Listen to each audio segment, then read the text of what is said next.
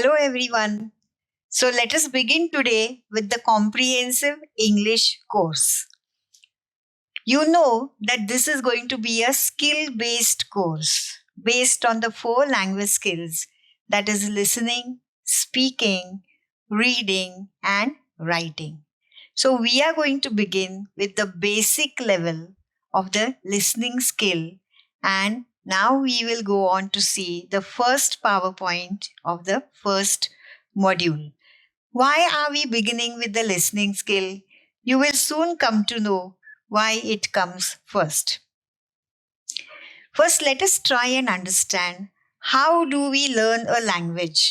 आपण भाषा कशी शिकतो याबद्दल थोडंसं ज्ञान जर का आपल्याला असेल तर नवीन भाषा शिकताना आपल्याला निश्चितच त्याचा उपयोग होऊ शकतो. We learn language through imitation.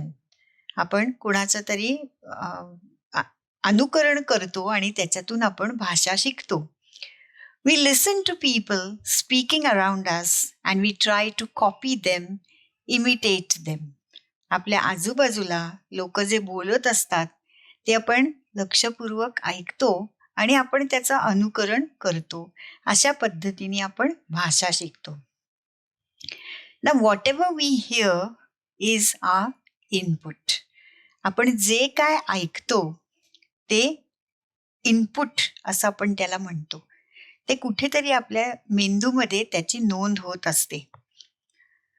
तुम्हाला कम्प्युटर कसा चालतो ते माहिती आहे. You know how a computer works. कम्प्युटरमध्ये एक CPU असतो ज्याच्यामध्ये जो काय इनपुट मधनं डेटा तुम्ही त्याच्यामध्ये फीड कराल तो सगळा त्याच्यात प्रोसेस होत असतो. त्याच्यावर त्याची प्रक्रिया होत असते. So this input is processed in the brain just as data is processed in the CPU. And it helps us to understand the grammar and rules of a language. आपल्या मेंदूमध्ये जो इनपुट जातो त्याच्या आधारे आपल्याला भाषेची रचना, त्याचं व्याकरण, त्याच्यातले नियम या सगळ्यांची माहिती होत असते. And then gradually we learn to construct sentences. एकदा आपल्याला वाक्याची रचना कशी करायची, त्याचे नियम काय आहेत हे समजलं की आपण स्वतंत्रपणे आपण वाक्य तयार करू शकतो. So first we must provide input to the brain. मग असं जर का असेल तर मेंदूला आधी तुम्ही इनपुट दिला पाहिजे. मेंदूत काहीतरी भाषेचा इनपुट पाहिजे. मग त्याच्यावर पुढे प्रक्रिया होणार आणि मग ती तुम्ही भाषा शिकणार.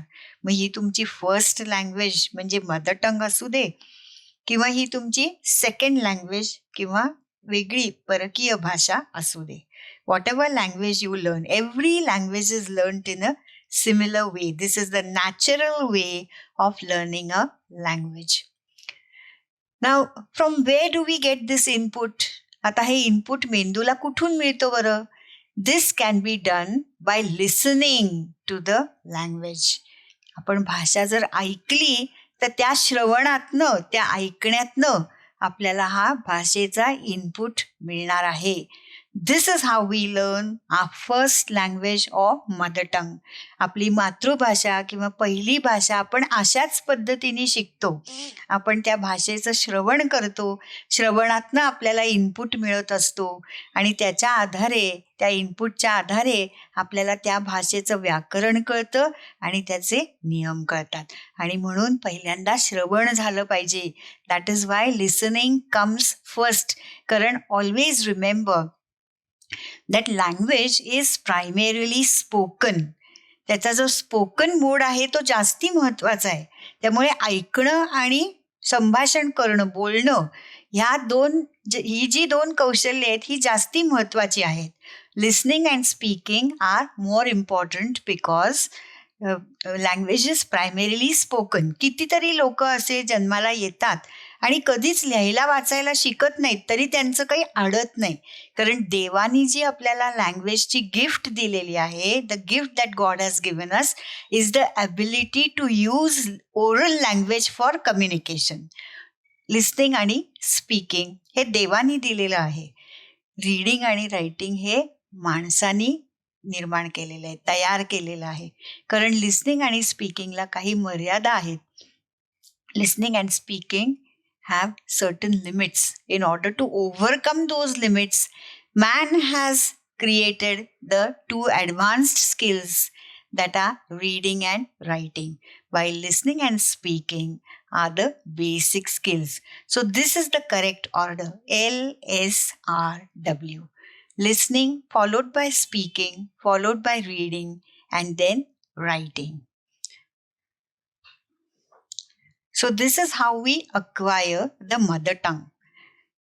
Every human being is born with this ability to acquire a language. A linguist named Chomsky calls it the language acquisition device, that is LAD. So when adults speak or use the language around us, that input goes into this LAD, which works like a CPU, and the child learns grammar on the basis of that input. So that will be the output. So naturally, if the input is Marathi language, the child will not start speaking German language. Whatever the input, that is going to be the output. This is the language acquisition device. The input is fed into that device and we get the output. Now, once more, why is listening so important? We hear various sounds in the surrounding. आजूबाजूला खूप वेगळ्या वेगळ्या प्रकारचे आवाज आपण ऐकत असतो. लहान मूल जरी असलं, त्याला काहीच अजून भाषा जेव्हा येत नसते, तेव्हा त्या लहान मुलाच्या पण कानावर अनेक आवाज पडत असतात. उदाहरणार्थ, there is the sound of music or someone beating a drum, the sound of sneezing, coughing or birds chirping. हे कुठलेही असू शकतात आवाज. कोणीतरी काय गाणं म्हणते, कोणीतरी ढोल वाजवतंय, कोणीतरी शिंकतंय, कोणीतरी खोकतंय किंवा पक्षी बाहेर आवाज करतायत. असे विविध प्रकारचे आवाज आपल्या कानावरती पडत असतात. At the same time we can hear some people talking. आणि हे इतर कुठलेही आवाज असतील त्याच्या जोडीलाच काही लोक बोलत पण असतात. आजूबाजूला लोक बोलत असतात. When we listen to various sounds, we soon realize that the sound of people talking are related to language. मग हळूहळू आपल्याला समजायला लागतं की ह्या सगळ्या विविध आवाजांपैकी लोक जे एकमेकांशी बोलतायत त्या आवाजांचा संबंध भाषेशी आहे. So they are called linguistic sounds, म्हणून त्यांना लिंग्विस्टिक साऊंड्स म्हणतात. परंतु पक्ष्यांचा आवाज, खोकण्याचा आवाज हे सगळे नॉन लिंग्विस्टिक साऊंड्स आहेत. Sounds of birds, of coughing और स्नीझिंग और music are non-linguistic sounds. So the first thing that we learn to do is to distinguish between the linguistic sounds and the non-linguistic sounds. So soon small children come to know that if someone is singing, they have to ignore that. Or if someone is coughing or sneezing, they have to ignore those sounds. But if someone is talking, then they have to focus on those sounds because they are linguistic sounds. When they listen to those sounds, that is going to be valuable and rich input for the child to learn the language. Listening helps us to understand the difference between linguistic and non-linguistic sounds.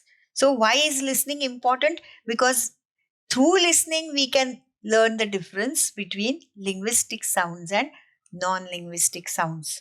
Hence, we can focus our attention on linguistic sounds and we ignore the non-linguistic sounds. मग एकदा भाषेशी संबंधित आवाज कोणते आहेत हे समजलं की आपण त्याच्यावरतीच लक्ष केंद्रित करतो आणि बाकीचे अनावश्यक जे आवाज आहेत त्याच्याकडे आपण दुर्लक्ष करायला शिकतो. आता हे इनपुट आणि आउटपुट काय आहे, त्याचं महत्त्व काय आहे, we will soon learn about what is input, what is output, and how both are important. The sounds that we hear is the input. I have already told you. So we learn what we hear. मग तो जर input असेल तर आपण भाषा त्या इनपुटमधनंच शिकतो, त्याच्या आधारेच शिकतो. जे काय आपण ऐकतो तेच आपण शिकतो. If the input is Marathi language, the output is also Marathi language. If you have understood input and output, you will realize the following two facts. तुम्हाला इनपुट आणि आउटपुट हे जर समजलं असेल तर दोन गोष्टी तुमच्या लक्षात येतील. Which is the first one, that the input must be correct. If the input is incorrect, if we hear wrong pronunciation and grammatically incorrect sentences, we are likely to learn incorrect language. मग जे काय input असेल ते बरोबर असलं पाहिजे, correct असलं पाहिजे. शब्दांचे उच्चार हे बरोबर असायला पाहिजेत आणि वाक्य जी ऐकतात ती पण बरोबर त्याची वाक्यरचना असली पाहिजे व्याकरणाच्या दृष्टिकोनातनं.